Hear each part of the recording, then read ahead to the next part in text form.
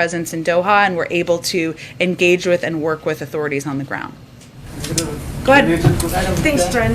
Last night also the president said that paid leave was down to 4 weeks.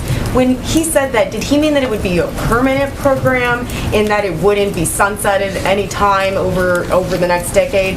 And did he mean that it would be 4 weeks and scale up, or just 4 weeks flat? I think he was conveying that he had proposed 12 weeks. It was closer to 4. The specifics of the details and where that sits right now, I don't have an update for you on. Okay, so closer to 4, not necessarily 4. Again, Francesca, he was just speaking to where things stood last night. There's obviously been ongoing discussions this morning, but clearly making sure paid leave is law, is a reality for working parents across the country is a priority. That's why he proposed it. But in terms of the exact status, I don't have an update for you on that in this moment. And on free community college, Yep. he said, I promise you, I guarantee you, we're going to get free community college in the next several years across the board. So what makes him so certain that he'll be able to get community college, free community college in the next several years if it's not going to be included right now?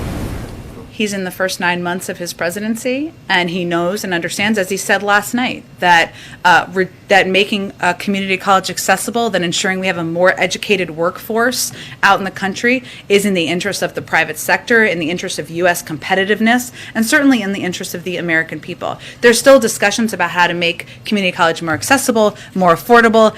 These pieces are still being negotiated. I think what you heard from him, or what the American people heard from him last night, is not just his marital obligation, but is his commitment to getting this done because he thinks it's in the interest of the United States and our workforce here.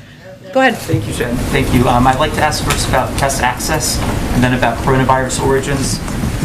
We as a press corps are fairly unanimous in our opposition to the mysterious pre-screening process that's been going on for presidential events in the East Room.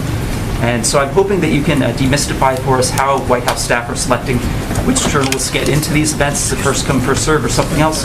And also, how long will this pre-screening remain in place? Well, we are still in the middle of a pandemic, as you know.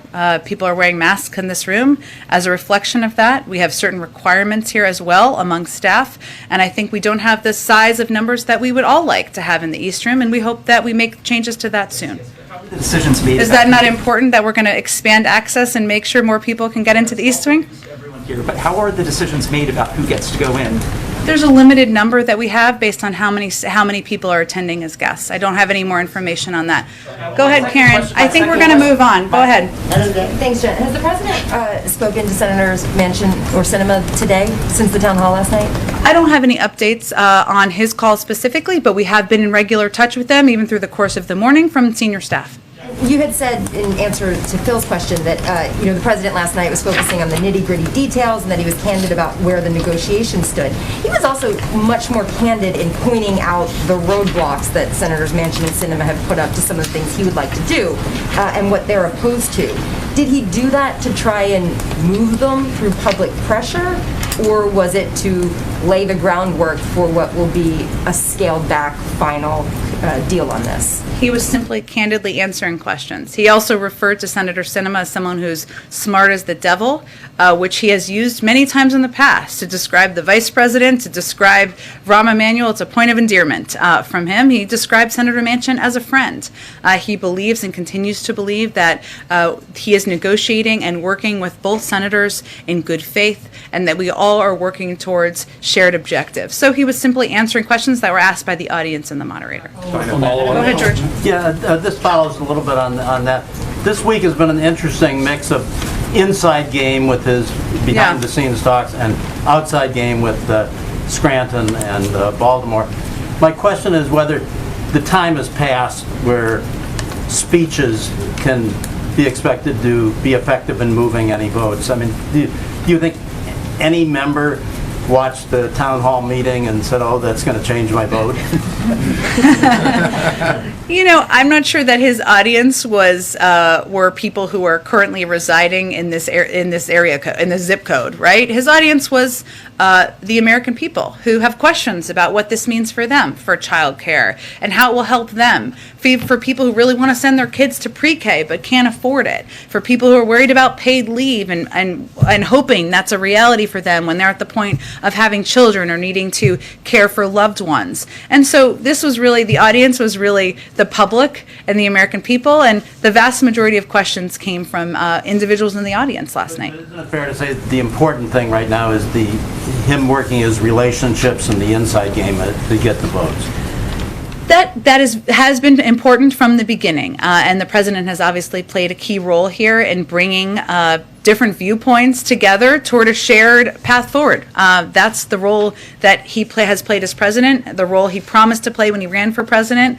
Again, running on the fact that compromise is not a dirty word, and he believes he can bring people together from differing viewpoints. He also believes, and a lot of members will tell you or others this too, that part of his role is talking to the American public about the benefits of these packages and explaining to them beyond sometimes the noise and important conversation about the mechanisms of who's for it and against it and the size and the numbers, about how this is going to help them. So last night was an opportunity to do that. Go ahead. Thank you, Jen. My first question is on the president's climate agenda. So yesterday, Corinne seems to suggest that should CEPP fail to be included in the reconciliation bill, executive action is an option. Do I have that correctly? Do I understand that correctly, first of all? And then second, should his climate agenda fail in Congress, whether it's CEPP or other components, can we expect executive action, some sort of executive order before the president's trip to Europe so that he may have a stronger message on the global stage on climate? Well, I think it's important to note that some of the progress the president's made to date, some has been executive action, like rejoining the Paris Agreement, but some has been simply by working with leaders in the auto industry to bring them together to agree upon shared investments in the electric vehicles industry. So there's a lot of ways that the president will continue to work, use the levers of his power to make sure we are reaching his bold and ambitious goals. And we've talked a little bit in here about the rhodium study from the other day, which showed that there are a lot of different paths forward to reach those goals. Some of them legislative, some of them through actions he can take as president, some of them through working with the private sector and other leaders who share his commitment to addressing the climate crisis.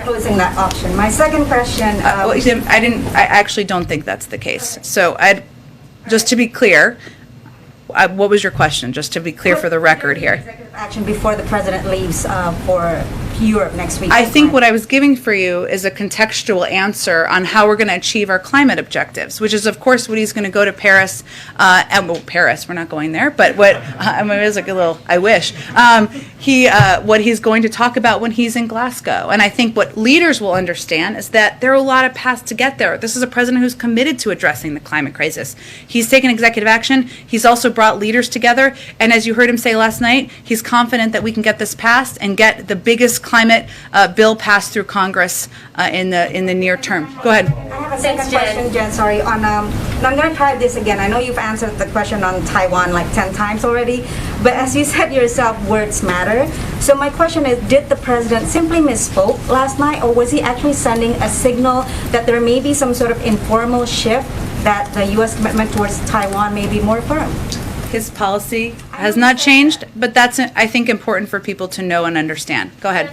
A quick question, follow-up from yesterday. Your colleague Karine said last year, under Trump, during the holidays, families were facing down a dark winter with less economic security than ever before. But this year, families are facing highest gas prices in 7 years, 30% higher costs to heat their homes, inflation that is almost 5 times higher than it was in December. Groceries are more expensive. So I'm wondering what Americans are facing this Thanksgiving and Christmas under President Biden when looking at economic security. Well, I would say we have cut in half the unemployment rate, created 5 million jobs, ensured that 180 million Americans have been vaccinated since last year. So, yes, are there still, as the economy is turning back on, are there still fundamental issues we're working through? Absolutely. That's why the president's pushing to get his agenda done. But I think there's no question that a year ago, when we were locked in our homes, when only 1% of people were vaccinated, when 10% of people in this country were unemployed, that was an incredibly dark time and dark period in our country. Go ahead. Thanks a lot, Jen. I want to ask you about public opinion polls, which I'm sure you recognize. The president's public opinion polls have declined sharply over the last few months. And I want to get a sense from you, in speaking to your White House colleagues, why you think that is. I know you've mentioned COVID before, but is it also because of the chaotic withdrawal from Afghanistan? Is it the stalled agenda for President Biden? What do you suppose is the reason that we've seen this slide in the president's approval ratings? Well, a lot of people in this room work for organizations that have done polls, and there's a lot of underlying data in them, and sometimes it differs. So I would just go back to what our view is that we're still going through a hard time in this country, and people are tired of fighting a pandemic. They're tired of the impact on their lives. Some of them are sick and tired of people who won't get vaccinated, who they feel are impacting their ability to live life in a normal way.